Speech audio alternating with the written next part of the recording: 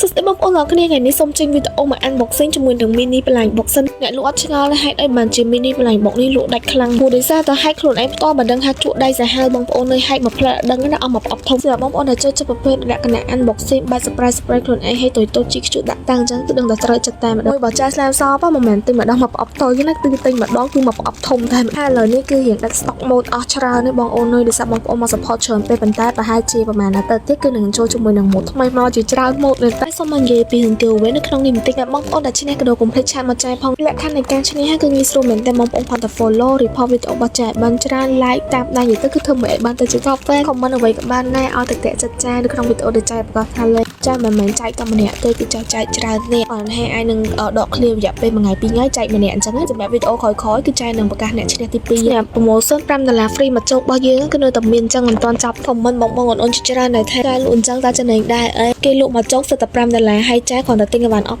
$5 free ឡើងមកជោគ